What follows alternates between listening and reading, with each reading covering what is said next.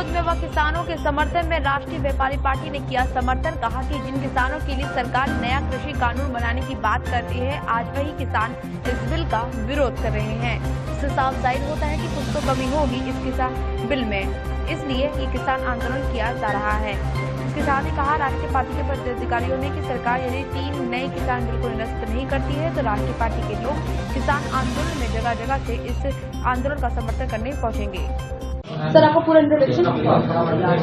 रवि प्रकाश अग्रवाल, राष्ट्रीय अध्यक्ष, राष्ट्रीय व्यापारी पार्टी। सर, जैसे राष्ट्रीय व्यापारी पार्टी आज बैठक करी, किस संबंध में कर रही है? देखिए, आज जो है हमारे पूरे देश का किसान आंदोलनरत है, सड़कों पर बैठा हुआ है।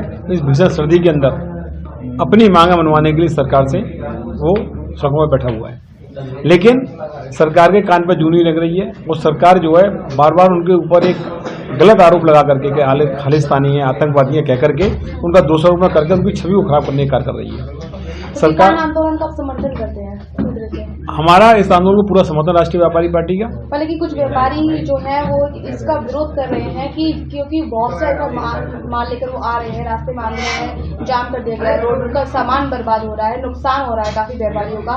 इसका विरोध उसका क्या कहना है? देखिए, व्यापारी इस बात का विरोध नहीं कर रहे हैं कि आंदोलन गलत है। व्यापारी ये तो कह सकते व्यापारी ये तो कह सकते हैं कि वहाँ पे जाम लग रहा है, लेकिन कोई भी व्यापारी ने अभी तक एक भी न्यूज ऐसी नहीं आई है। अगर न्यूज कोई आई भी होगी तो प्लांटेड होगी। किसी व्यापारी ने ये विरोध नहीं किया कि आंदोलन गलत है, क्योंकि जानते हैं कि इसमें व्यापारी ही सबसे ज्यादा इन्वॉल्व है। एपीएमसी के अंदर जो व्यापारी जो काम करता है, जो उसकी मंडी का एजेंट है या जो एजेंसी का जो काम करते हैं, बहुत छोटे मार्जिन में काम करते हैं, सबसे ज्यादा नुकसान तो नहीं का होने जा रहा है, जो कि संख्या लाखों में पूरे इंडिया के अंदर। तो इसलिए व्यापारी का नुकसान ऑलरेडी हो रहा है। दूसरी बात है, आने वाले समय में जब बड़ी बड़ी पार्टियां माल को भंडारण कर लेंगी और इकट्ठा कर लेंगी, क्योंकि अब जो है एसेंशियल कमोडिटी एक्ट को उन्होंने समाप्त कर दिया, ऐसी कंडीशन पे उन लोगों का छोटा जो व्यापारी है, जो छोटा दुकानदार अपना माल रख करके बेचता है, गल्ला बेचता है, उसका सबसे ज्यादा नुकसान तो उसी का होने वाला है। तो व्यापारी का तो सीधे सीधा नुकसान है, साथ ही उस कंज्यूमर का भी नुकसान है।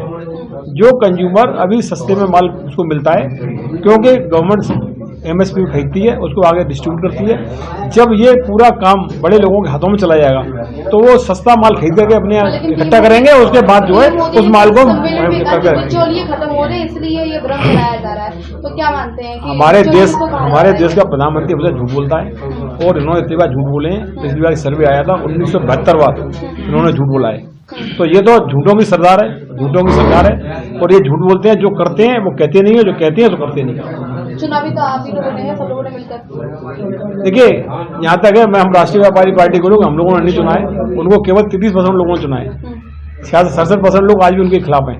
ऐसा नहीं है आप जो बात कह रहे हैं कि 33 सारे लोगों ने चुना है। सारे देश के अंदर लोकतंत्र है, लोकतंत्र के अंदर तो ये है कि जितने जो बहुमत में आएगा वो सरकार बनाएगा, लेकिन आप ये नहीं कह सकते कि उनको हम लोगों ने चुना है। अगर सरकार लगातार विपक्षियों की इसे चाल बता रही है, सरकार हमेशा विपक्षियों का हमला, सरकार के पास कहने के लिए कुछ नहीं है, इसलिए वो बार बार विपक्षियों के ऊपर अपना जो गलतियां हैं उनको दोषारोपण करने का, उनको थोपने का। आप लोग किस तरह समर्थन देंगे? हम लोग किसान आंदोलन समर्थन दे रहे हैं, उसके लिए हम तो रणनीति बना रहे हैं। हम जाएंगे भी वहाँ पे, उनके साथ शामिल भी होंगे। नहीं है, किसानों को प्रैक्टिकली लग रहा है कि जो अभी तक सरकार ने कहा वो खुद क्रियान्वित नहीं कर पा रहे। आप कहते हो कि हम साल भर पीछे एमएसपी की गारंटी लेते हैं। अरे आज आप लीजिए ना, अभी तक आपको मैंने उदाहरण दिया धान का। अभी आप धान का समर्थन मूल्य 1862 रुपए का भुगतान कीजिए, हम आप पे विश्वास कर लेंगे। आप वर्तमान को देख करके भविष्य की बात की जा सकती है। आपका वर्तमान ही विश्वसनीयता से परे है। सरकार अगर बिल वापस नहीं देती तो आगे क्या? बात बिल की नहीं है, अब तो एक्ट बन गया, कानून बन गया, राष्ट्रपति जी के साइन हो गए हैं, अब तो वापस नहीं लिया जा सकता। उसको कैसे करेंगे, ये संविधान में अमिटमेंट करें या उसका बताएं कि ये हम किस तरह से उसको लागू करेंगे।